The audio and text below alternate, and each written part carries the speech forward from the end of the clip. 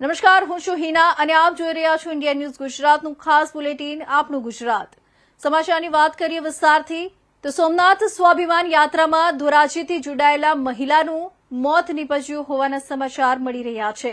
ધોરાજીની 36 નંબરની એસટી બસમાં વહેલી સવારે સોમનાથ સ્વાભિમાન યાત્રામાં ગયેલા સ્વાભિમાન યાત્રા પરિપૂર્ણ થતા પોતાની બસ રૂટ તરફ જતા રસ્તામાં પડી ગયેલા રમાબેન ચવાડિયા નામની 60 વર્ષીય મહિલા સોમનાથ યાત્રા પૂર્ણ કરી પોતાની 36 નંબરની બસ તરફ જતા રસ્તામાં પડી જતા સોમનાથ હોસ્પિટલ ખસેડવામાં આવ્યા હતા।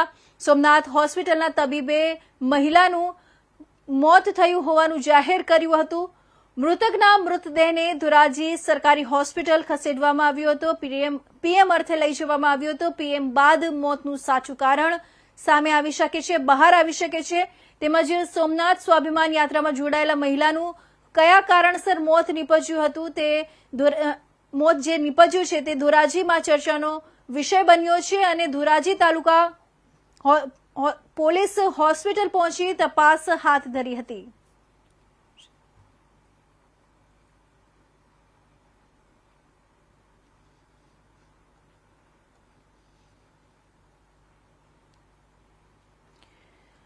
તો રાજ્ય સરકારના માર્ગદર્શન હેઠળ ગુજરાત પ્રવાસન વિભાગ અને દેવભૂમિ દ્વારકા જિલ્લા વહીવટી તંત્ર દ્વારા સંયુક્ત રીતે આ મહોત્સવ સવારે 10 કલાકે રંગીન પતંગોના આકાશી નજારા સાથે ખુલ્લો મૂકવામાં આવ્યો હતો।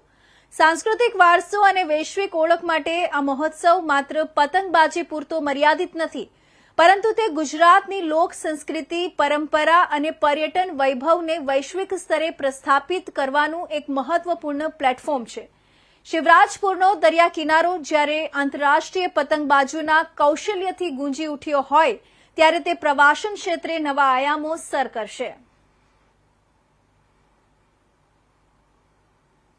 और मैं गुजरात फेस्टिवल में 6 साल से लगातार आ रहा हूँ।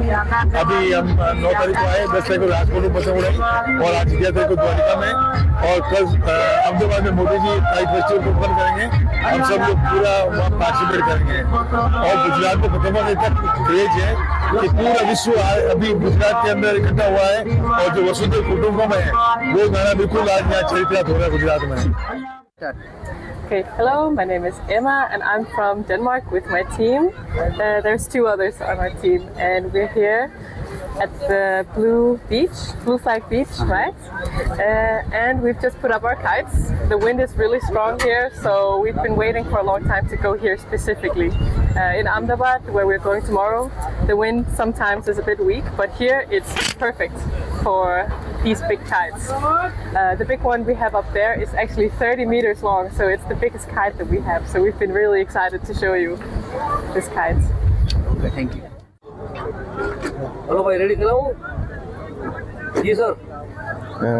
આજે દ્વારકામાં આપણા શિવરાજપુર બીચ ખાતે આંતરરાષ્ટ્રીય પતંગ મહોત્સવની ઉજવણી જિલ્લા વહીવટીતંત્ર અને ટુરિઝમ કોર્પોરેશન દ્વારા આયોજિત કરવામાં આવેલી હતી।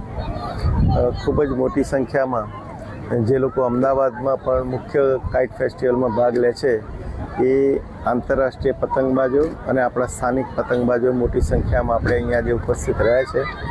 આપણી સાથે સાથે એરફોર્સ, નેવી અને કોસ્ટગાર્ડના ઓફિસર્સ અને એમના પરિવાર પણ આપણી સાથે પતંગ પર જોડાવેલા છે ઉત્સવમાં।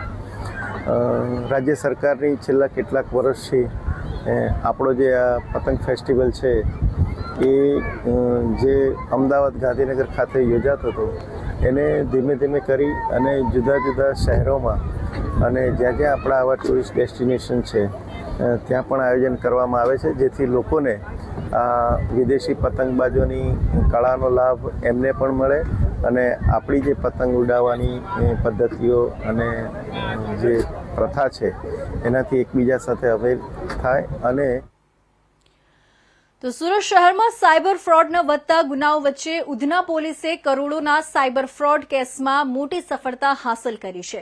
આ કેસમાં સંડોવાયેલા 5 આરોપીઓને ઉધના પોલીસે ધરપકડ કરી છે। પોલીસે આ કાર્યવાહી ચોક્કસ બાતમીના આધારે હાથ ધરી હતી। પોલીસને માહિતી મળી હતી કે સાયબર ફ્રોડમાં સંડોવાયેલો એક આરોપી ગુનાથી સંબંધિત મહત્વના દસ્તાવેજો લઈને જતો હતો। આ બાતમીના આધારે ઉધના પોલીસે તપાસ શરૂ કરી અને 5 આરોપીઓને ઝડપી પાડ્યા હતા. પોલીસ તપાસમાં ખુલ્યું છે કે આ સાયબર ફ્રોડ કેસમાં અગાઉ પણ ઉધના પોલીસે 25 આરોપીઓની ધરપકડ કરી હતી. સમગ્ર ગુનામાં કુલ 164 બેંક એકાઉન્ટનો ઉપયોગ કરવામાં આવ્યો હતો, જેમાંથી આશરે 90 લાખ જેટલી રકમનું ટ્રાન્ઝેક્શન થયાનું સામે આવ્યું છે. ઝડપાયેલા આરોપીઓમાં અબ્દુલ કાદિર ચામડિયા, અમિત ચોકસી, જગદીશચંદ્ર ચોકસી, ચિરાગ ઉર્ફે ચાર્લી અને કિરાત જાદવાનીનો સમાવેશ થાય છે. પોલીસે આરોપીઓના ઘર અને ઓફિસમાં સર્ચ ઓપરેશન હાથ ધરતા સોના ચાંદીના ઘરેણા સહિત કુલ 2 કરોડ 60 લાખનો મુદ્દામાલ જપ્ત કર્યો છે. તપાસ દરમિયાન જાણવા મળ્યું કે અબ્દુલ કાદિર ચામડિયાએ અમિત અને જગદીશચંદ્ર ચોકસીના એકાઉન્ટમાં 90 લાખ રૂપિયા ટ્રાન્સફર કર્યા હતા. આરોપીઓ સાયબર ફ્રોડ દ્વારા વિવિધ મ્યુલ એકાઉન્ટનો ઉપયોગ કરી નાણાં ઉપાડી ફ્રોડ આચરતા હોવાનું પોલીસ તપાસમાં બહાર આવ્યું છે. ઉધના પોલીસ દ્વારા સમગ્ર નેટવર્ક અંગે ઊંડાણપૂર્વક તપાસ ચાલુ છે અને વધુ આરોપીઓ ઝડપાય તેવી શક્યતા વ્યક્ત કરવામાં આવી છે. સાયબર ફ્રોડના આવા કેસોમાં નાગરિકોને સાવચેત રહેવા અને કોઈપણ શંકાસ્પદ લિંક, કોલ કે રોકાણથી દૂર રહેવા પોલીસ દ્વારા અપીલ કરવામાં આવી છે. ઉધના પોલીસ સ્ટેશનમાં એક સાયબર ફ્રોડનો ગુનો દાખલ થયેલો હતો, જેમાં અમારી પાસે એક ઇન્ફોર્મેશન હતી કે એક વ્યક્તિ છે એ પોતાની પાસે અત્યારે બેંકની ચેકબુક, પાસબુક, પોતાના બેંકના ડિટેલ્સ અને એક મેમોરેન્ડમ એટલે કે પાર્ટનરશિપની ડીડ લઈ અને જઈ રહ્યો છે. અને આ જે બેંકના ખાતા છે એ પોતે સાયબર ફ્રોડમાં યુઝ કરે છે. અને સાયબર ફ્રોડમાં જે રીતે અત્યારે આપણે જોઈ રહ્યા છીએ કે ડિજિટલ અરેસ્ટ કરવું અથવા તો ગેમિંગના નામે જે ફ્રોડ કરી અને પૈસા લે છે, એ પૈસા નાખવા માટે થઈ અને જે બેંક એકાઉન્ટ્સની જરૂર પડે છે એ બેંક એકાઉન્ટ્સ ખોલવા માટેનું કામ આ વ્યક્તિ કરી રહી છે. જે આધારે પોલીસ ઇન્વેસ્ટિગેશન્સ કર્યું, અમે એ વ્યક્તિને લઈ આવ્યા અને ઇન્વેસ્ટિગેશન્સ દરમિયાન એની પાસેથી ઘણા બધા બેંકના ખાતાઓ પણ મળેલા હતા. એની જે મેઇન આરોપી છે જે અમે અટક કરેલા છે, અગાઉ 25 જેટલા આરોપી અટક કરેલા છે, જેમાં એક કિરાત જાદવાણી કરીને પણ છે. કિરાત જાદવાણી જે મેઇન આરોપી છે એની ઓફિસનું જે સર્ચ અમે કર્યું એ વખતે અમને 164 જેટલા અલગ અલગ બેંકના કરંટ અને ખાતા મળેલા હતા, જેમાં એ લોકો બેંકના એમ્પ્લોઈઝને, કર્મચારીઓને પણ સાથે રાખી અને ગુમાસ્તા ધારા વગર પણ દુકાન ખોલવી, દુકાનના ફોટોગ્રાફ્સ લેવા, ખોટા ફોટોગ્રાફ્સ બનાવવા અને એના આધારે બેંકમાં એક ખાતું ખોલાવવું, બેંકમાં ખાતું ખોલાવી અને એક આખી લિંક જનરેટ કરવી, API લિંક પણ જનરેટ કરવી અને એ લિંક જનરેટ કરી અને ખાતું ખોલાવી અને જે સાયબર ફ્રોડના નાણાં છે એ ખાતામાં પડતા હતા. જે વખતે જે આ ખોટી રીતે દુકાનની ઓળખ ઊભી કરવી, ખોટા ડોક્યુમેન્ટ્સ બનાવવા, એના માટેના પણ જે સાથ સહકાર આપેલા હતા એ આરોપીને પણ અમે અગાઉ અટક કરેલા છે. બેંકના 8 કર્મચારીઓને પણ અમે અટક કર્યા છે, કારણ કે બેંકની કર્મચારીની સંડોવણી વગર આ સાયબર ફ્રોડના નાણાં એ ખાતામાં પડે એ શક્ય જ નહોતું. આખી લિંક એસ્ટાબ્લિશ થઈ અને જે બેંકના ખાતા ધારકો છે, જે વ્યક્તિ પોતે એક ખાતું જે પોતે જાણે છે કે મારું ખાતું ખોલાવ્યા પછી મારે કિરાત જાદવાણીને આ ખાતું વેચવાનું છે, જેના બદલામાં મને 50,000 કે 1 લાખ રૂપિયા આપશે, એવું ખાતા ધારક જાણે છે.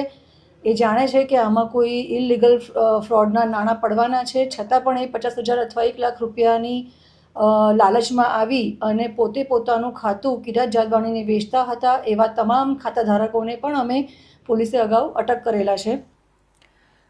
તો હાલોલ ટાઉન પોલીસ સ્ટેશન વિસ્તારમાં પાવાગઢ રોડ પર આવેલા ફૂટપાથ પરથી અપહરણ થયેલ 5 માસના બાળકને ઉત્કૃષ્ટ કામગીરી દ્વારા પંચમહાલ જિલ્લા પોલીસે સુરક્ષિત રીતે શોધી કાઢ્યું છે. ગત 7 જાન્યુઆરી 2026ના રોજ ફરિયાદી આશાબેન અર્જુનભાઈ દત્તાણી પાવાગઢ રોડ પર સાંઈબાબાના મંદિર પાસે પોતાના બાળકો સાથે સૂતા હતા. તે દરમિયાન મધરાત્રિના સમયે એક અજાણી મહિલાએ તેમની પાસે સૂઈ રહેલા 5 માસના બાળકનું અપહરણ કરી લીધું હતું. આ બનાવ અંગે હાલોલ ટાઉન પોલીસ સ્ટેશનમાં ગુનો નોંધવામાં આવ્યો હતો. બનાવની ગંભીરતાને ધ્યાનમાં લઈ પંચમહાલ રેન્જના ઉચ્ચ પોલીસ અધિકારીઓના માર્ગદર્શન હેઠળ LCB, SOG તેમજ હાલોલ ટાઉન અને રૂરલ પોલીસની અલગ અલગ ટીમો બનાવવામાં આવી. CCTV ફૂટેજ, ટેકનિકલ માહિતી અને માનવ સંસાધનોના આધારે તપાસ હાથ ધરવામાં આવી હતી. સાથે જ મીડિયા અને સોશિયલ મીડિયા મારફતે પણ માહિતી જાહેર કરવામાં આવી હતી. તપાસ દરમિયાન ખાનગી બાતમીના આધારે પનોરમા ચોકડી પાસે શંકાસ્પદ દંપતી પાસેથી અપહરણ થયેલ બાળક મળી આવ્યું. આરોપીઓ પાસે બાળકના વાલીપણાના કોઈ પુરાવા ન હોવાથી તેમને પોલીસ સ્ટેશન લાવવામાં આવ્યા, જ્યાં ફરિયાદી આશાબેને બાળકની ઓળખ કરી હતી. આ સમયે પોલીસ સ્ટેશન ખાતે ભાવનાત્મક દ્રશ્યો સર્જાયા હતા. પોલીસે બંને આરોપીઓની ધરપકડ કરી વધુ પૂછપરછ હાથ ધરી છે. પંચમહાલ જિલ્લા પોલીસ વડાએ આજે હાલોલ રૂરલ પોલીસ સ્ટેશન ખાતે પત્રકાર પરિષદ યોજી આ સમગ્ર માહિતી આપી હતી.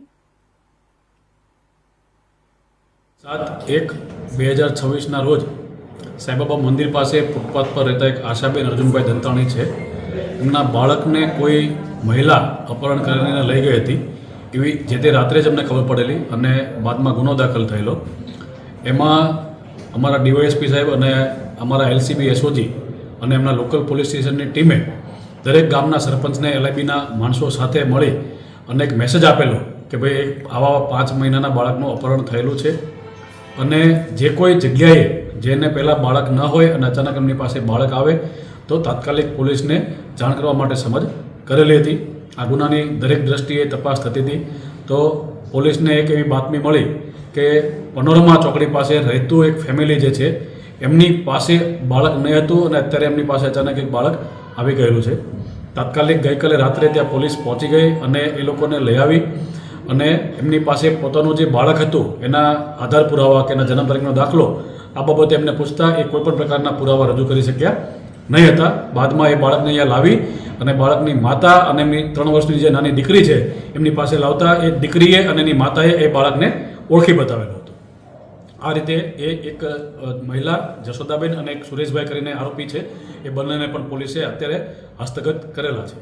પ્રાથમિક દ્રષ્ટિએ એ જશોદાબેનને બીજું કોઈ બાળક નહીં હોય અને એના કારણે બાળકનું અપહરણ કરેલું એવું અમારી હાલ સુધીની તપાસમાં જાણવા મળેલું છે. તો ગ્રામ્ય વિસ્તારોમાં આરોગ્ય જાગૃતિની નવી પહેલ ગ્લોબલ હોસ્પિટલ દ્વારા લોકકલા માધ્યમ અપનાવવામાં આવી છે. સિરોહી જિલ્લાના આદિવાસી વિસ્તારોમાં સતત આ પ્રકારના કાર્યક્રમો યોજાઈ રહ્યા છે, જેમાં લોકકલાની પ્રસ્તુતિઓ મુખ્ય આકર્ષણનું કેન્દ્ર બની રહી છે. ગ્લોબલ હોસ્પિટલ, માઉન્ટ આબુ અને સિમેન્સ હેલ્થ નિયર્સના સહયોગથી રવિવારે ગ્રામ પંચાયત ભવન, પાબા, આબુ રોડમાં આરોગ્ય જાગૃતિ કાર્યક્રમનું આયોજન કરવામાં આવ્યું હતું. રંગમંચ અને કઠપૂતળી કલા દ્વારા ગ્રામ્ય લોકોને ગેરસંચારી રોગો NCDs વિશે સરળ અને અસરકારક માહિતી આપવામાં આવી હતી.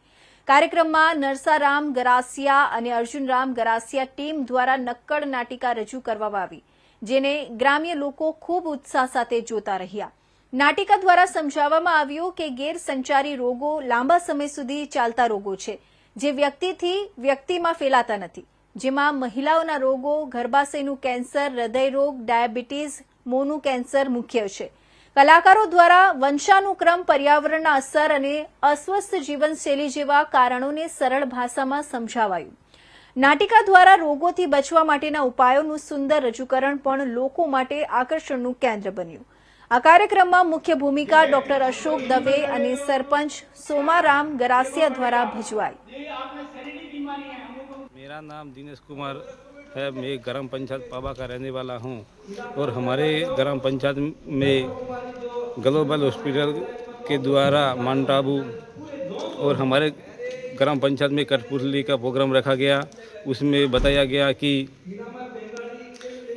अस्थमा रोग है, ये मधुमेह है, कैंसर है, इसके बारे में जानकारी दी गई ग्लोबल हॉस्पिटल के द्वारा. और सीमेंस हेल्थ और स्कीम में हम ग्राम वासियों को पूरी जानकारी दी और इसके लिए मैं ग्राम पंचायत की तरफ से और पूरे ग्राम वासियों की तरफ से मैं ग्लोबल हॉस्पिटल और सीमेंस हेल्थ निवर माउंट आबू वाले को आर्थिक और अभिनंदन करता हूँ इनकी. તો આટકોટ સ્વામિનારાયણ ગુરુકુળ ખાતે સવારથી જ 125 કુંડી હરિયાગનું આયોજન કરવામાં આવ્યું છે.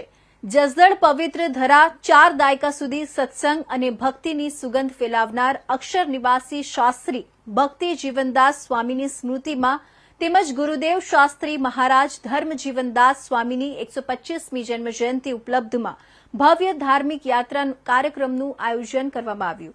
સ્વામિનારાયણ મંદિર જસદણ દ્વારા સત્સંગ, જીવનકથા પારાયણ અને 125 કુંડી હરિયાગ આ મહોત્સવમાં સંત શિરોમણી દેવકૃષ્ણ સ્વામી મહંત સ્વામી દેવપ્રસાદ દાસજી સ્વામીના આશીર્વાદ અને સુરત ગુરુકુળના નિર્માતા પૂજ્યપાદ સદગુરુ ધર્મ વલ્લભદાસ સ્વામીની પ્રેરણા આટકોટના હેલીપેડ ગ્રાઉન્ડ પાછળ સ્વામિનારાયણ ગુરુકુળ ખાતે વિશાળ હરિયાગનું આયોજન કરવામાં આવ્યું હતું, જેમાં સવારે 7:30 કલાકે અરણ મંથન બાદ 125 દંપતીઓ યજ્ઞમાં આ પ્રસંગે સંતો મહંતો યજ્ઞનો અને ભક્તજનોને પધાર્યા હતા.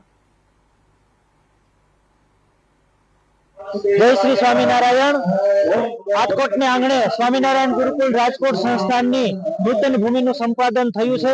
એમાં રાજકોટ ગુરુકુળ સંસ્થાના સંસ્થાપક એવા શાસ્ત્રીજી મહારાજ શ્રી ધર્મજીવનદાસજી સ્વામી એમની 125મી જન્મ જયંતિ આગામી રથયાત્રાએ આવતી હોય ત્યારે એ નિમિત્તે આજે 125 કુંડી શ્રી મહાવિષ્ણુ યાગ શ્રી હરિયાગ એમનું આયોજન થયું છે, જેમની અંદર જસદણ, આટકોટ એ ઉપરાંત આજુબાજુના વિસ્તારના ગામના તથા સુરત, અમદાવાદ વગેરે મોટા શહેરોથી પણ ભક્તોએ આજે સજોડે 125 કુંડ ઉપર બેસી અને યજ્ઞની આહુતિઓ આપી અને લાભ લીધો, પોતાના જીવનને ધન્યભાગી બનાવ્યું. સાથે સાથે આ ગુરુકુળની પુણ્ય ભૂમિ એમને પણ આધ્યાત્મિકતાનો આજે સંબંધ કરાવ્યો. ભવિષ્યની અંદર અહીંયા હજારો વિદ્યાર્થીઓના સંસ્કાર ઘડતર માટેનું ગુરુકુળ નિર્માણ થશે. ત્યારે આપ સૌ ભક્તજનો આ યજ્ઞશાળાના દર્શન કરી રહ્યા છો. આપના જીવનને પણ આ પવિત્ર દર્શન દ્વારા ધન્ય ભાગી બનાવો એ જ અભ્યર્થના સહ સાધુ ધર્મનંદન દાસના જય સ્વામિનારાયણ. તો વલસાડ જિલ્લાના કપરાડા તાલુકાના જામગભાણ માંડવા ગામ નજીક અસ્ટોલ જૂથ પાણી પુરવઠા યોજનાની મુખ્ય પાઇપલાઇનમાં ભંગાણ સર્જાતા હજારો લીટર પાણી વેડફાયું હતું. બારી ફળિયાર નજીકથી જૂથ પાણી પુરવઠા યોજનાની મુખ્ય પાઇપલાઇન પસાર થાય છે. આ પાઇપલાઇનમાં કોઈ કારણસર ભંગાણ સર્જાયું હતું. આથી પૂરા પ્રેશર સાથે પાઇપલાઇનમાંથી પાણી લીકેજ થયું હતું. પાઇપલાઇનમાંથી પાણી સુસવાટા સાથે પાણીના ફુવારા ઉડ્યા હતા, જેથી આસપાસમાં માટીનું પણ ધોવાણ થયું હતું અને નજીકમાં એક દુકાન આવેલી હોવાથી દુકાનમાં પણ દોડધામ મચી ગઈ હતી અને દુકાનદારના શ્વાસ અદ્ધર થઈ ગયા હતા.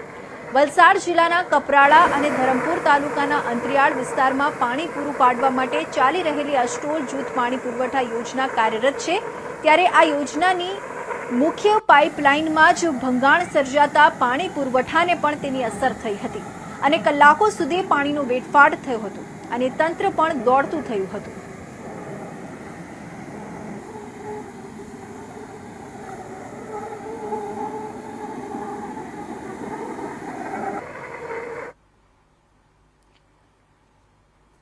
દાદરા અને નગર હવેલી ઇન્ડસ્ટ્રીઝ એસોસિએશનના ઉપક્રમે અને ડીએનએચ સ્પોર્ટ્સ ક્લબના સહયોગથી સિલવાસ સ્ટેડિયમ ગ્રાઉન્ડ ખાતે ડીએનઆઈએચ ઉદ્યોગ ખેલ મહોત્સવ સિઝન 2નો શનિવારથી આરંભ થયો હતો. આ રમતગમત મહોત્સવ 13 જાન્યુઆરી 2026 સુધી ચાલશે. ઉદ્ઘાટન સમારોહમાં મુખ્ય અતિથિ વિશેષ તરીકે આરસી ગુપ્તા, એજી વોહરા અને સંજીવ કપૂર ઉપરાંત અજીત યાદવ અને કલ્પેશ સોલંકી ઉપસ્થિત રહ્યા હતા. મહાનુભાવોએ દીપ પ્રાગટ્ય કરી ખેલ મહોત્સવને ખુલ્લો મૂક્યો હતો અને ખેલાડીઓને ખેલદિલીપૂર્વક રમવા માટે પ્રોત્સાહિત કર્યા હતા. આ મહોત્સવમાં સ્થાનિક ઉદ્યોગોની કુલ 37 જેટલી કંપનીઓની ટીમો ભાગ લઈ રહી છે. સ્ટેડિયમ ખાતે ક્રિકેટ, ટેબલ ટેનિસ, કેરમ અને વોલીબોલ જેવી વિવિધ સ્પર્ધાઓનું આયોજન કરવામાં આવ્યું છે. આગામી 13 જાન્યુઆરીએ મહોત્સવના સમાપન સમયે વિજેતા ટીમોને ટ્રોફી અને પુરસ્કાર એનાયત કરવામાં આવશે. ये लास्ट ईयर डीएनएचआई के थ्रू हमारा ये प्रोग्राम चालू हुआ था. That was the first year when we started these games. इट वाज a great success and this year also we have planned in a better way. rather इस बार जोश जो है और पब्लिक में बहुत है, सारी इंडस्ट्रीज आगे बढ़कर हिस्सा ले रही हैं और मुझे उम्मीद है कि आगे आने वाले सालों में भी हम इसको और आगे बढ़ाएंगे. युवाओं को भी एक मौका मिला है इसको स्पोर्ट्स को लाने के लिए. स्पोर्ट्स में जो डिसिप्लिन मेंटेन होता है और जो बात वही चीज़ हमारी इंडस्ट्री में या वर्क प्लेस में इम्प्लीमेंट करते हैं हम. जितना मिलजुल से काम स्पोर्ट्स में करना है वही सेम मिलजुल के काम ही इंडस्ट्री में या ऑफिस में या कहीं भी हो वो ज़्यादा बेटर तरीके से होता है. आज अपने को फैसिलिटीज़ मिल रही हैं सब जगह पे. मोदी जी सेंट्रल गवर्नमेंट की तरफ से सब जगह फैसिलिटी मिल रही हैं, तो युवा लोग और आगे बढ़ के आ रहे हैं उनको पार्टिसिपेट करने के लिए। और पहले हमारा कोई ओलंपिक में जो मेडल होते थे हार्डली कोई एक आध कभी कितने सालों के बाद आ जाता था। आजकल फिर भी वो काफ़ी मेडल अपने पास आने लगे हैं और हर गेम में आगे बढ़ चढ़ कर हिस्सा ले रहे हैं, लोग आगे उसको पार्टिसिपेट कर रहे हैं। जैसा कि हम सब लोग जानते हैं, हमारा दादरा नगर हवेली एक इंडस्ट्रियल डोमिनेंट स्टेट है, यूटी है, और प्रधानमंत्री जी ने भी खेलो इंडिया का एक आयोजन किया है। उसी को आगे बढ़ाते हुए हमारे प्रशासक श्री प्रफुल्ल भाई जी का भी इंडस्ट्री के लिए बहुत उनका योगदान है, और साथ साथ उनकी हमारे लिए बहुत ही प्लस उनका हमेशा सोच उनकी इंडस्ट्री के लिए बहुत अच्छी है। उसी को आगे रखते हुए हमने इस खेल आयोजन का, खेल महोत्सव का आयोजन किया है, और इसका ये सेकंड सीज़न है।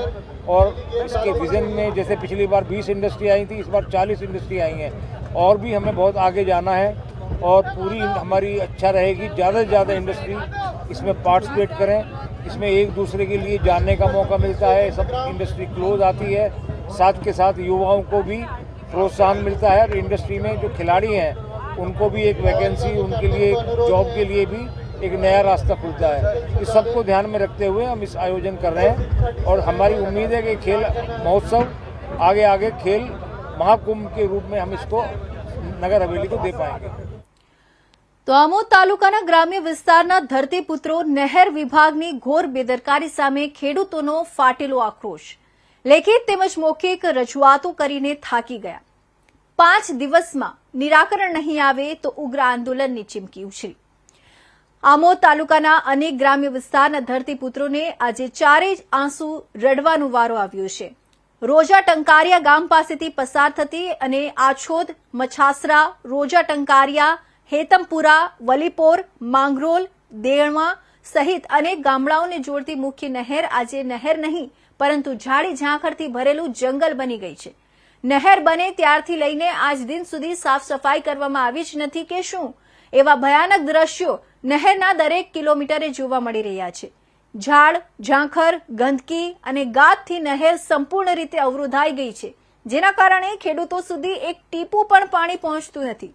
આ પરિસ્થિતિએ આમોદ, જંબુસર અને ભરૂચના નહેર વિભાગના અધિકારીઓ સામે ઘોર બેદરકારી, ઉદાસીનતા અને ખેડૂત વિરોધી વલણના ગંભીર આક્ષેપો ઉભા કર્યા છે।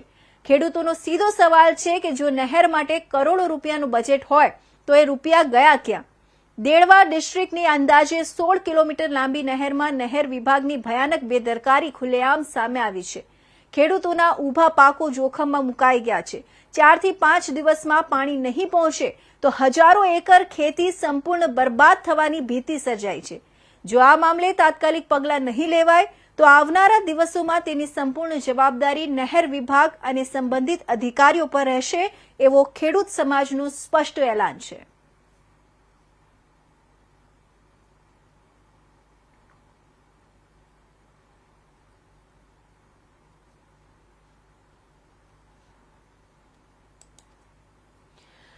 તો હાલ અત્યારના મહત્વના તમામ સમાચારોમાં બસ આટલું જ। નવા સમાચારો સાથે ફરી મળીશું, ત્યાં સુધી જોતા રહેજો ઇન્ડિયા ન્યૂઝ ગુજરાત અને રજા આપશો। નમસ્કાર।